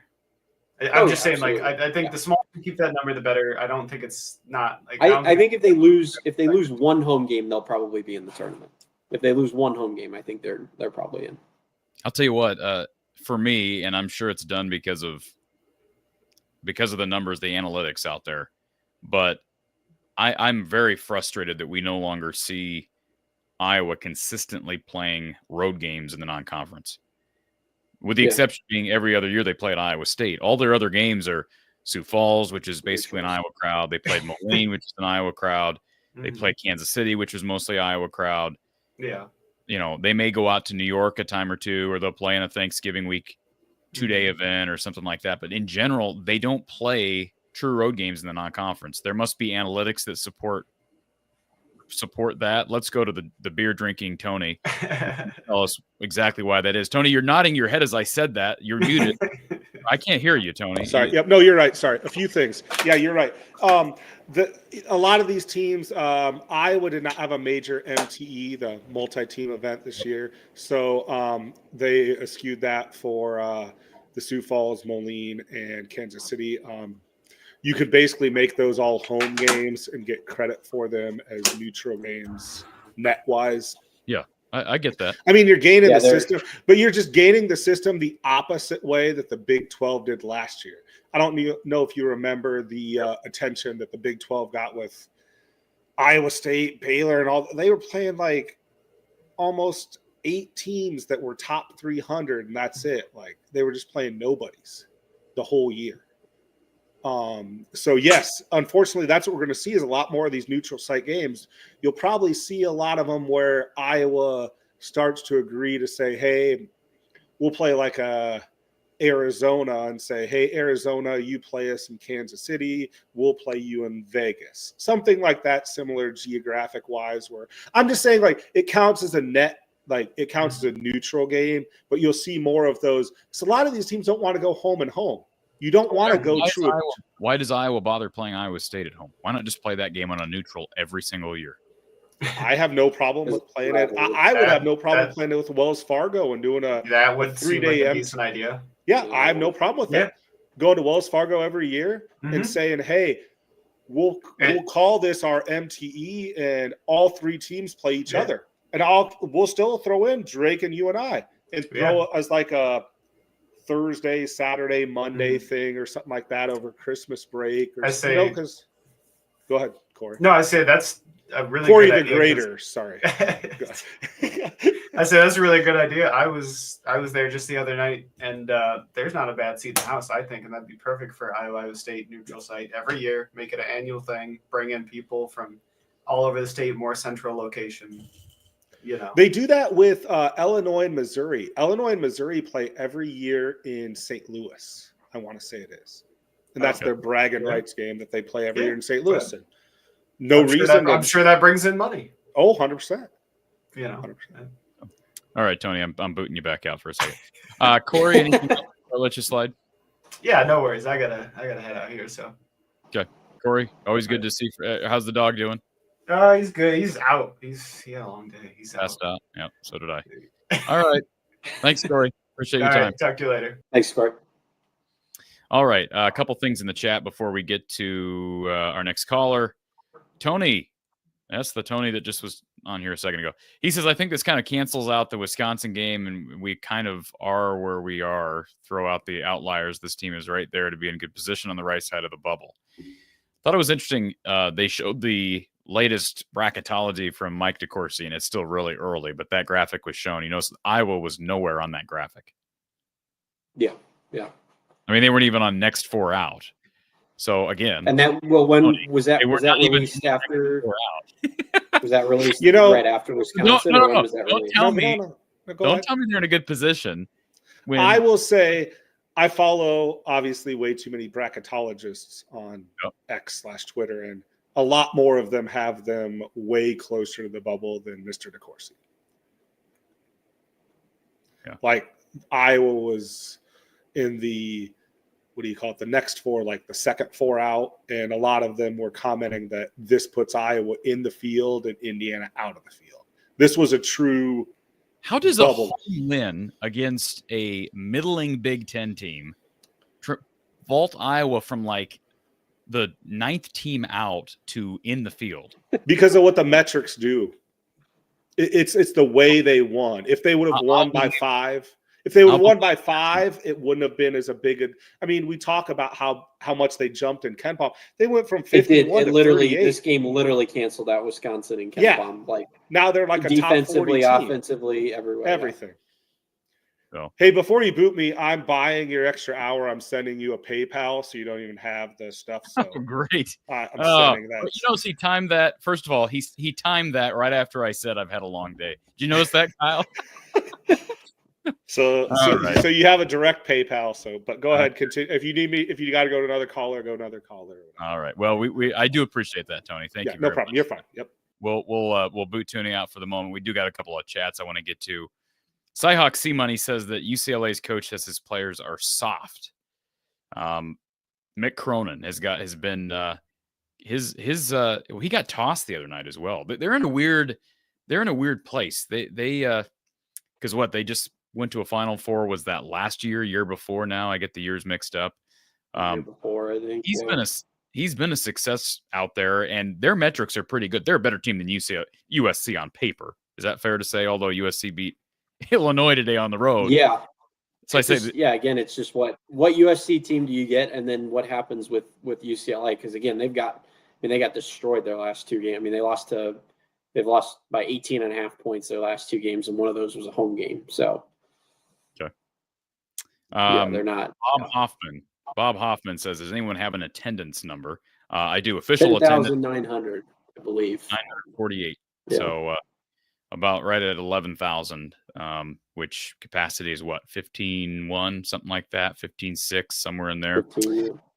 Jake says, what does Logi do for this team? This is a question that I struggle to answer because I've had my mixed reviews on Logi. I mean, he came back. I thought he performed admirably when he went to the bench. I mean, he had several big shots against Iowa State that nearly helped them to steal what would have been the biggest win of the season. I mean, that's going to be a game we look back at in March and say, man, they could have, at a minute, even if they make the tournament, that would have been a game that perhaps would have launched them an extra two seed lines. Yeah. Yeah. And that's a home game. They were leading late in that game. That's incredibly frustrating. But right now he's a fresh body who he's a fresh, experienced body. That's what I was going to say. 5. The only thing he does for the team is at the moment is he gives them energy and he gives them a break for Owen Freeman at times when they're not starting Logi. Yeah. He's slow. He's not the best athlete. He can shoot open jumpers. That's one thing that separates him from a guy like Evan Bronze. So I think Bronze might be a tad better on the glass. I don't know what the per 40 numbers would say on that. Evan was a pretty good rebounder at Belmont, but he has no offensive game. That's the best way I can put it. Evan Bronze, he doesn't. I mean, he doesn't have an offensive game. So, I mean, he can. He's an athlete. He can. I think he had the Kansas City. I was right behind the basket in the media section for the game down in Kansas City when Evan Bronze had the alley-oop flush. I think it was an alley-oop flush, and he flexed at the crowd, and so he can run. I mean, he's a good athlete, but I guess that's good collateral, but a good insurance policy, I should say. I don't know. To be fair to Evan, I don't know how many third-string centers do have an offensive game in college basketball. Yeah, that's fair. And the other problem is that we've talked about this. It's an unfortunate. Riley's battling health issues. Yeah. Not his development has not panned out. He's in year 4. He's got another year if he would want it. But I think if he's going to take that, he's going to have to go somewhere else. And Gary's said this on the show before. Big men are sometimes a roll of the dice. It has not worked out with Riley Mulvey, and he came in right after the best center to ever play at Iowa in Luka Garza. So that's unfortunate. Good kid, but it just hasn't worked out. So they've had to kind of piecemeal 5 support, and you're limited with scholarships as well. So, Dustin, geez, Cory, was I there? Yes, I thought the crowd was good, but I'm certain tomorrow's will be better. The men, for whatever reason, aren't drawing like the women. Yes, Dustin, I love you. I love you. Anyways, Bob says, does Iowa have any quad 1 wins? Nope. No. They're 0-4 in quad 1 and 5-0 in quad 2, and they have not played a quad 3 win or quad 3 game. They're 7-0 in quad 4. They've not played a what? Say that again. They haven't played a quad 3 game according to the net rankings. Yeah. I thought you said Just they had quad 1, 2, and 4. Yeah. So just for perspective here, folks, Iowa State at home would have been a quad 1 win. Utah State was a quad 1 game. What am I missing here? Who are the other 2 quad? Michigan on the road. Michigan on the road was a quad 1 game. Wisconsin. Yeah, and USC, by the way, they are 96th in the net when I looked. Now, that was before the Illinois game, so they're going to rise quite a bit after that. But still, that's top 75 on the road is quad 1, so I don't know that they will be a quad 1 game. Oh, they're 96th in net. Yeah, I mean they were 9-6. They were 9-6 going into the Illinois game. So here's we'll go bring Tony back in here because Tony, I'm curious how much movement can a team. By the way, we're going past the 2-hour mark for anybody that wonders because Tony ponied over the dough. So thank Tony for this 2+ hour show. Hey, no, I do want before I get to this answer, I do want to defend you with Dave. Cory, you showed up at that Sioux Falls game. Cory the Lesser, you showed up at that Sioux Falls game. And I told you, how many media members did I say I think we're going to be there? And you were shocked at my answer. No. And it was 100% accurate. Yeah. 2. Correct.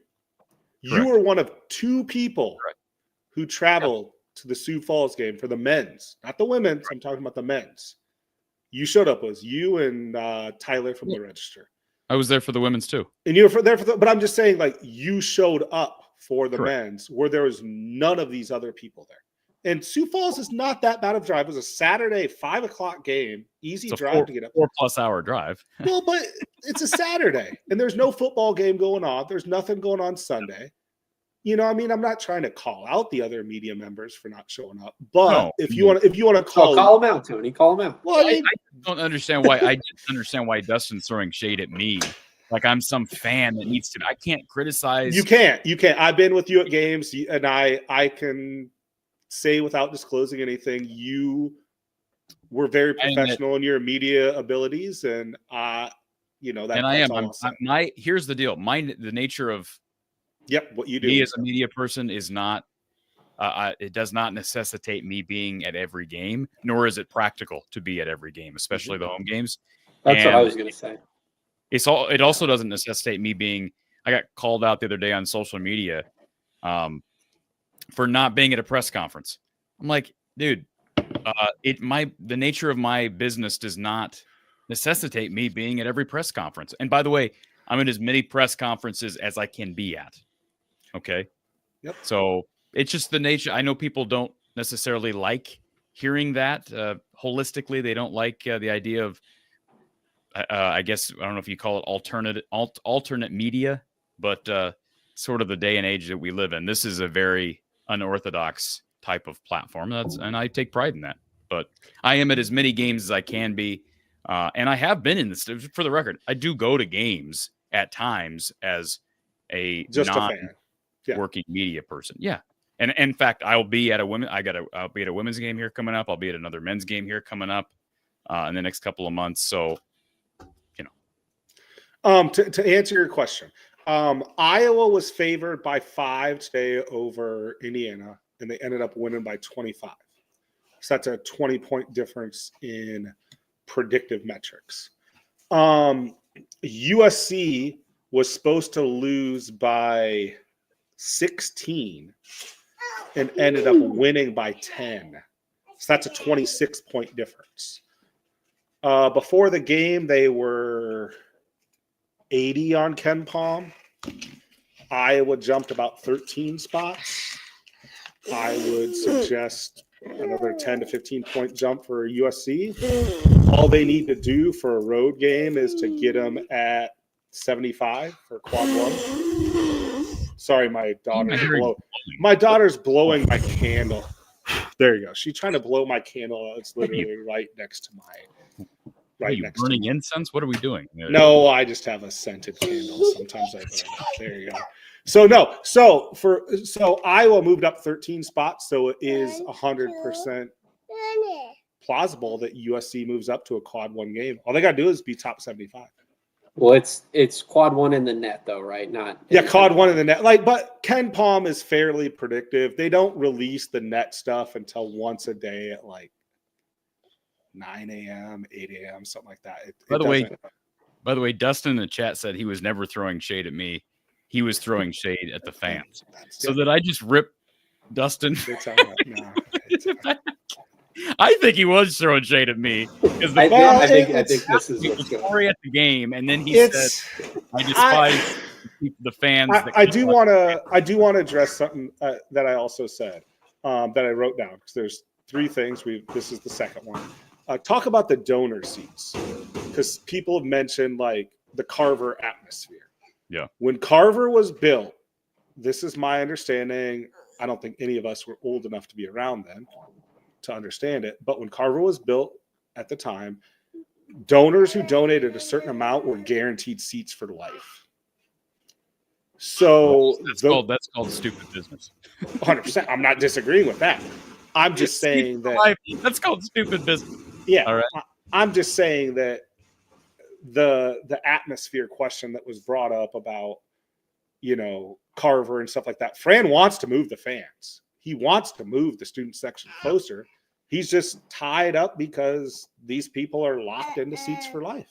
Well, my question is, when do those people that apparently they either love their name being on a wall or they love men's basketball? I'll give them the benefit of the doubt that they love men's basketball. When are they going to realize that the atmosphere needs the students to be more involved, and that the situation of the student section hampers the environment and the experience? When are they going to realize that and maybe recognize that, hey, maybe I need to make a sacrifice myself? Because only so much other people can do. Like, if the students are way up in, I know they go behind the basket and they're up the top. It's just the pie shape. It's just the way the pie shape is with Carver. If they got rid of the pie shaped sections, you know what I mean? Like, God, now I can't even think of it. But you know what I mean? Like how it's pie shaped, where there's a little amount of seat and then it goes a whole bunch up the further you go. If they got rid of that design, you could have a little bit more students closer due to eliminating sections and such. Does that make sense how I'm trying to describe it? Yeah, absolutely. It's just the pie-shaped design of it. That's all. Folks, before we continue, I want to make sure we give a special thank you to RTI Threads. And this is their website. Folks, if you have not seen their website, you can check it out. The link is in the description, and all of their apparel benefits the athletes, including people like Josh Dix, Owen Freeman. Go down the list. A bunch of football athletes. Peyton Sanfort's on this list. The entire Forum Baseball partnership here. You can basically browse the selection, customize, and find all kinds of different swag and apparel, merchandise with player custom logo, and pick your color as well and support the athletes that are here. So much of NIL, folks, and we all know this, people who participate in the show, people that follow recruiting and the transfer portal and the collective, they recognize that one way you retain players is through NIL. It's not just about going out and getting players on the recruiting trail and in the portal via NIL.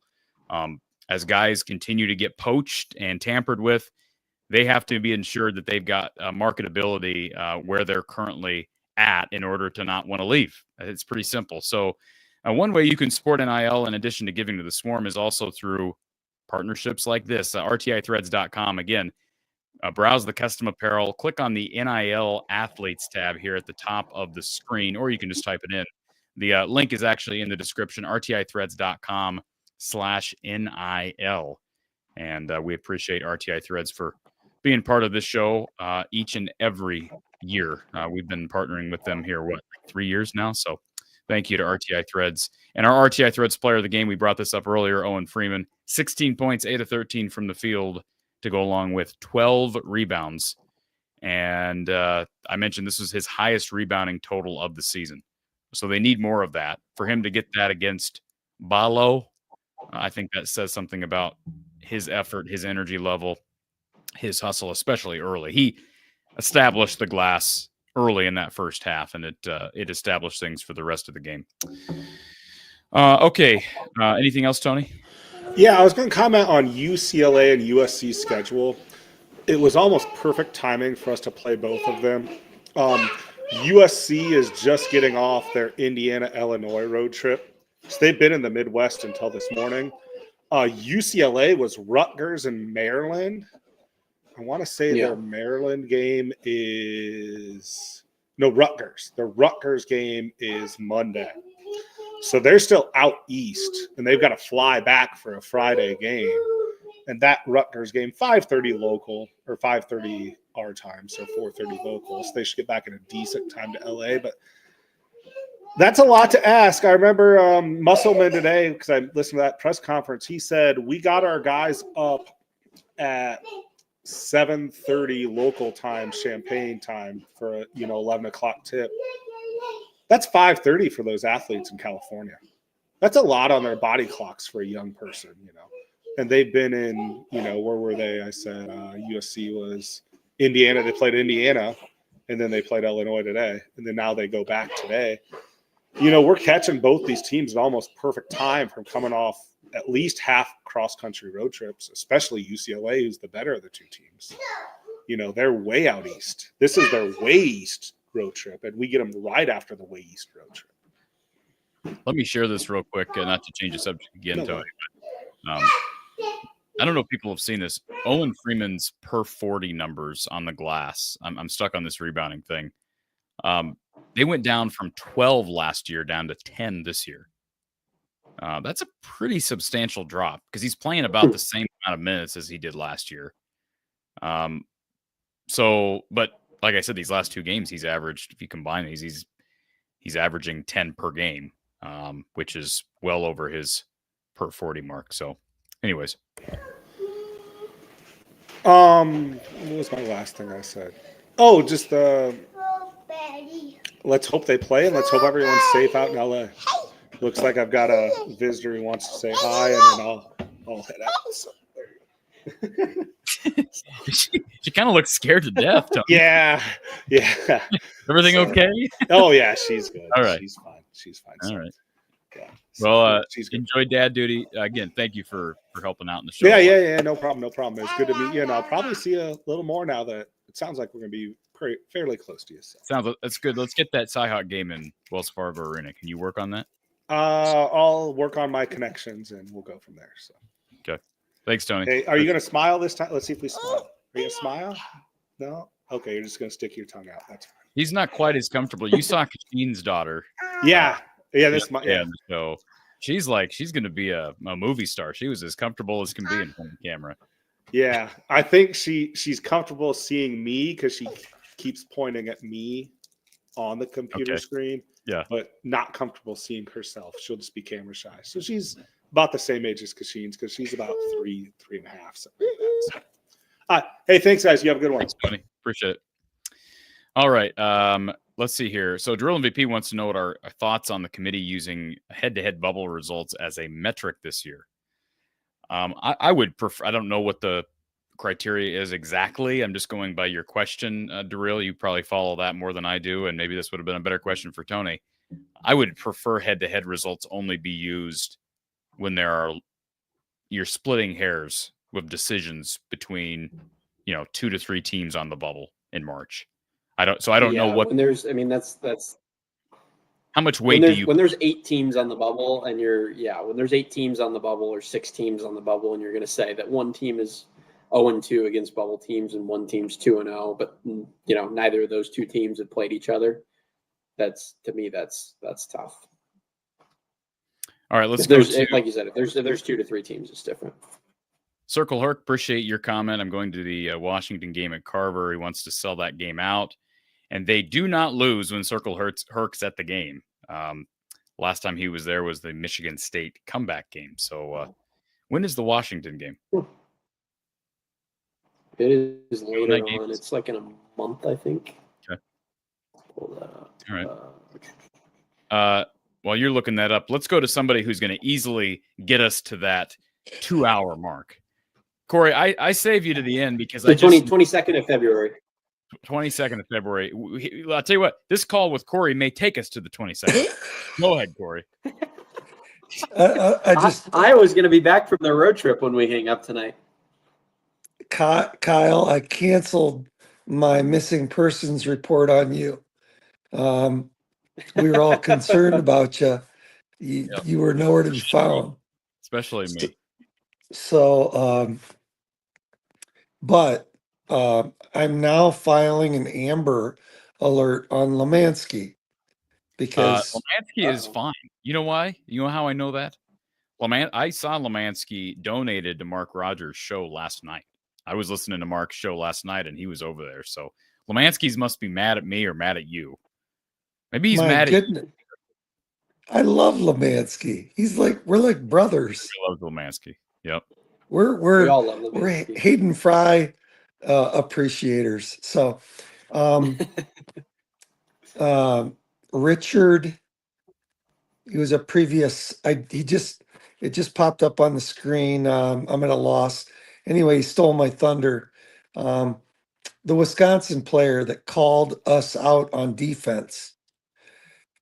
I think that could be the turning point of this entire season. It was like better than a players only meeting. It was better than anything because when that stuff starts hitting social media and you're starting to question someone's manhood in front of the world and you're attempting to embarrass them. I mean, Iowa players have already admitted to it that registered. And did they flip a switch? Because I tell you what, if this team's going to start playing some defense, they've got a shot to maybe satisfy that Cory Brada Sweet 16 mandate for Fran McCaffery. And I tell you, hey, here's the other thing about this, Cory. I think it's fair to say they're going to have to upset someone to get there. They've had other opportunities to get to the second weekend, like that year they lost to Oregon in the second round. What were they at? Were they a 2 seed that year? That year, yep. They were 2. Oh. Anyways, they're going to have to upset somebody to get there, Cory. So can they do that in the tournament? They got to get there first. If they play defense, they can. Yeah. But I just really wish I knew more about Owen Freeman and his health because that dude was a monstrosity tonight. I mean, I can't recall who's block shots that effectively for Iowa. We got to go all the way back to, I don't know, was it AC Earl or Gary Wright? Or I'm trying to think. I mean, it's a ways back. But real quick, I think we just had a caller. Did we have a caller on hold this whole time? We had a caller on hold this whole time. It just now hung up. Caller, I apologize. Somehow your call got on hold because I just heard that chime. I'm like, what is going on here? And you know, what if that was? I never do this, but should I call the person back? Yeah, what if it was Lemansky? No wonder he's mad at you. This would be. Here's the problem. This is what's going to happen. I'm going to call the person back. Listen, we got to get to the 2-hour mark as Tony chipped in. But I'm going to call the person back. What's going to end up happening is it's going to be one of those prank calls, and I'm going to totally regret it. But we're going to do it anyways. So let's go ahead and call our person back here. I don't ever do this. Let's prank him.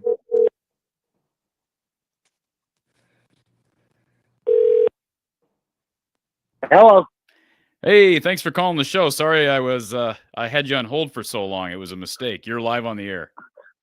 Oh, I had 2 quick things. I was calling to tell you that Utah State came back, and I saw somebody put that on. Okay. And I got no problem with your player of the game, but I think Drew was probably those 6 stills turned the game. Okay. I have no problem with that. Early on, Drew was my early favorite for that award, but I think Drew is probably their second most important player just because they have a little bit more depth at guard than they do at the 5, but he was phenomenal tonight. Got to make free throws better, but he was really good. Yeah, and Logi's playing because they don't have anybody else. Well, there might be some truth to that. Yeah. Chris Tadjo's just not ready yet. It's going to take him some time. Yeah. their only chance is if they get 7-34 going, and right now that ain't happening. Yeah, I don't think we're gonna. So I would be shocked if Tadjo somehow works into the rotation at any point this year. Their best bet is Seydu, and he's just in a funk right now. He just looks uncomfortable. But I think some of that's probably mental with him. I think he's probably lost a degree of confidence. I think there've been a couple of moments this year where it appears that Fran has lost a degree of confidence in him. And then he had the injury, and, he's a young kid still. Let's not forget he played 1 year at Manhattan, and that's nowhere close to the level of the Big Ten. So he's got tremendous athletic upside. It can do it all, but they need him down the stretch. So I agree with you. They've got to get him in gear. And I don't know what his problem is, but Koch would help. Yeah, that one's going to be hard. That's going to be a hard one. Like I say, I don't know what his problem is, but if they get him back, that would help, because they're going to need some help once they get in the heart of the Big Ten. And he's another guy who can shoot. You can never have too many shooters. At least that's Fran's philosophy. So. But that's basically all I wanted. Thanks for doing the show. I enjoy it. If that's all you wanted, I feel really bad I made you wait on hold and then you had to hang up. So, again, I apologize, sir. That was totally unintentional, and I've never done this before. So, usually if I keep people on hold for a half hour, it's totally intentional. Yours was not. Well, I called a few times before, and I thought maybe you were thinking, I ain't talking to that idiot again. There's only one of two people that one or two people that I do that with. Just kidding. Well, I see somebody on the screen, so it must be about time for me to go to bed. All right. Cory, the other Cory. Thanks for your call, sir. Have a great night. All right. Have a good night. Good night. All right. Take care. See, you're famous now, Cory. Your calls have made you famous. I don't know if it's in a good way or a bad way, but people know who you are now. That's polarizing. I'm like a bedtime lullaby. I put people to sleep. I mean, what more do you want? Set your TV to sleep mode, and we'll put you to sleep at hour 2. Boom. Yep. Absolutely. I had to call in because I hope this gets to the players. This was a pure joy to watch, between the defense, the rebounding, the shot blocking. I mean, we haven't seen these effort items show up in games in any one single category. Has not been to this degree, I don't think, all season, probably not in the last 2 seasons. And the other thing that strikes me is, I mean, I really felt like Owen Freeman was in a severe sophomore slump, so to speak, this season. It just felt like it was just going to be a down year. And, not knowing the injury statuses, it really gave you a deflated feeling, because he was our only chance at having a force down low. And now all of a sudden his game starts dwindling, and you're like, where can we turn? Riley Mulvey, Evan Bronze. I mean, so boy, does this just give you a new injection of hope. And, you feel like, wait a minute,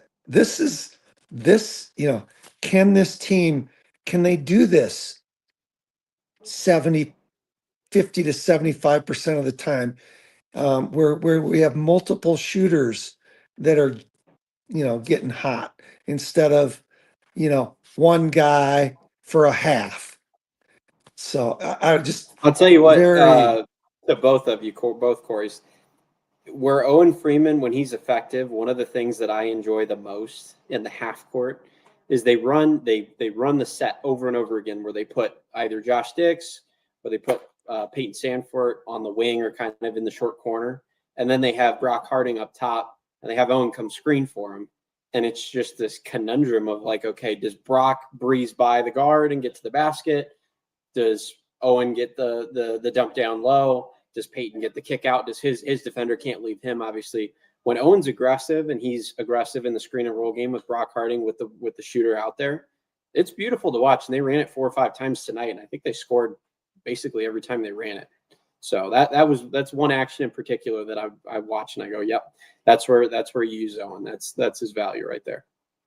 And the chemistry that they've built from high school and beyond, it's that quick oop pass where he just ooped that thing up. I'm going, what are you doing? Oh, wow. Okay. Owen, you just knew he would be there. I mean, because otherwise I'm like, what are you doing? But just that, and then also the help defense, the swarming to the ball, so to speak.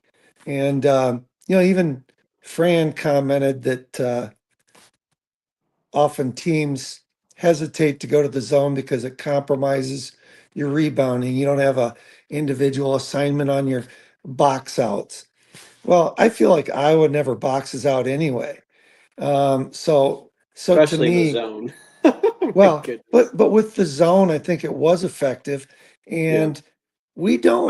But it's effective with effort, right? If they're gonna lollygag out there and play the zone, they're gonna get murdered on the glass. That's where like they almost have to be in man if they're not going to show effort on the boards. But if they crash the glass, they can play the zone. It's just you can't play the zone without effort. I really don't see much of a difference between.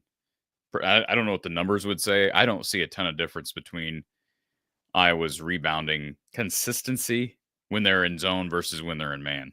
It's true. I mean, I guess if you're not going to show effort, you're not going to you're not going to rebound in man or zone. Maybe I don't know that playing man really helps them that much. You would think it would. Right? Yeah. Man on man, it would make it easier to find. Well, you don't have to. That's the whole point. You don't have to find somebody to box out. But I'd be curious to see what the numbers would say on that. I don't know what the numbers say collectively for all their games against Power 4. Maybe you add Wazoo into the mix. Opponents. This has got to be their best rebounding result all year. Yeah, I mean, I can't imagine. I'm guessing they've lost in this category, offensive rebounding, in every game that mattered.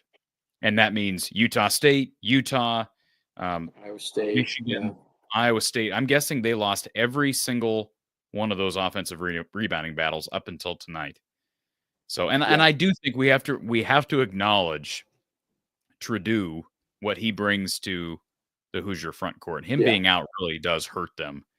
But still, it hasn't mattered who they've been up against. They've lost that number consistently, and the fact that they were able to do it with one of the most high-profile bigs in the country, and Umar Ballo, I think that's again part of the reason we named Owen Freeman our player of the game tonight.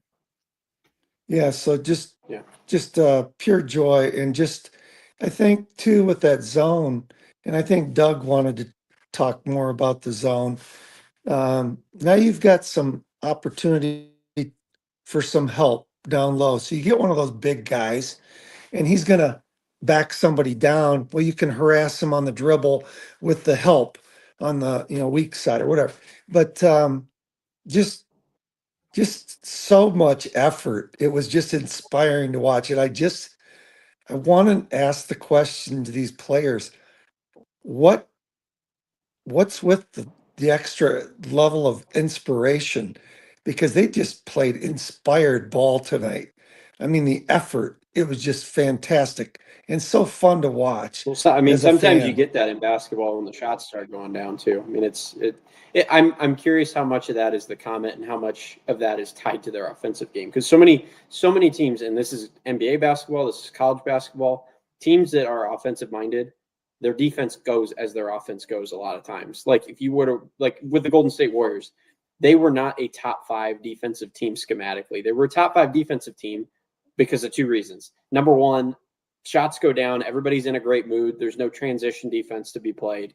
And number 2, they score so much that it puts so much pressure on the other team. Like Indiana went down 10, 15 points tonight. Iowa's making shots. There's pressure to keep up with that, right? Same ways with the Warriors. The Warriors go up 15, 20, 25 in the first half. And, the building feels like an avalanche. They're raining threes. that type of pressure can create the defense. Whereas if they miss shots, maybe you look at that game and you go, oh, the effort's not there, but it was really just they just go as their offense goes. I think this is an indication that this team has firepower if they can get hot.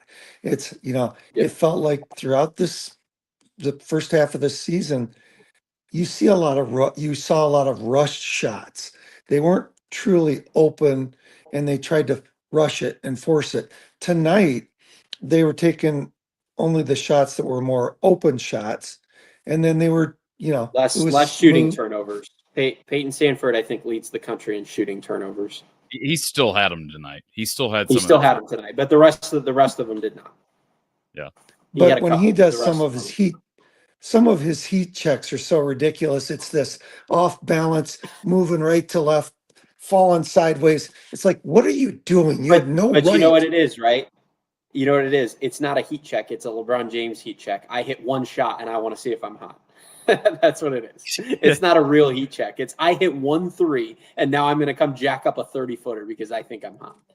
But you take such a poor shot like that and then it throws you off for the balance of the shots the rest of the game versus just keep taking the good shots. And the other thing that I want to comment on that I think is something that happened different tonight was you had a lot of the dribble penetration with the guy pitching it backwards to the 3-point shooter, that's something different tonight. You'd have Brock Harding or whoever it was drive it about to like the lane, free throw line extended, and then he'd turn around and pitch it underhanded back to the 3-point shooter. That's like a new thing. I haven't seen that all season. And I'll tell you what, it hits that shooter right in the pocket, and you're not catching a pass from the side and having to adjust. It sets you right up in the pocket and you just fire. I like it. So anyway, I'm not going to get you to 2 hours, Cory. I'll let you do that with your wrap up. Kyle, great to see that you're alive and well. Good to hear that Lemansky's been found. And Cory, are you going to be here to take more of my time tomorrow? Probably, because I'm such a fan. Although a little unhappy that we didn't get a separate show for our.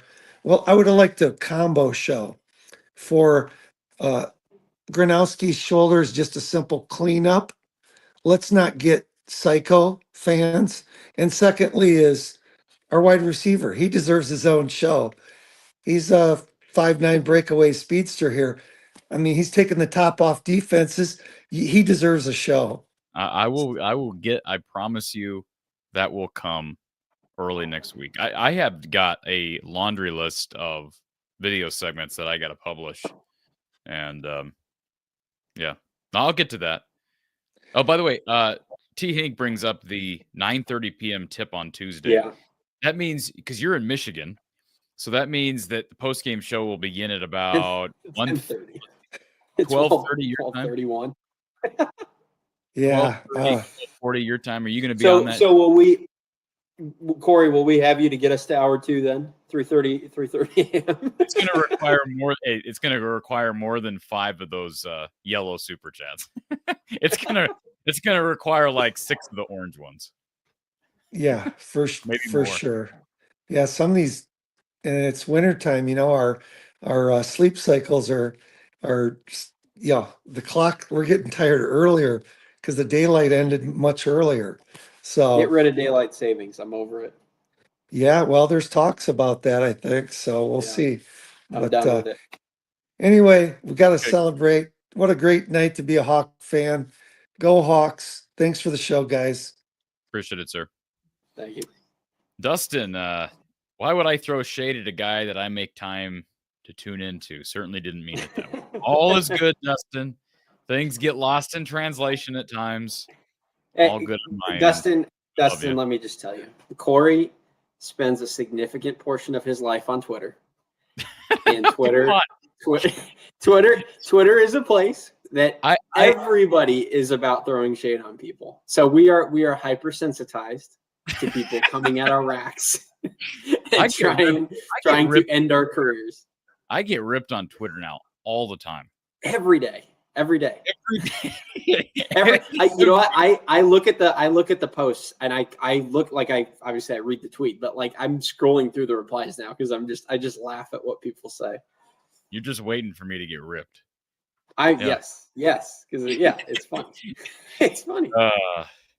All right, folks. It's the alternate. It's the dark side of the fame of 10,000 subscribers. Everyone.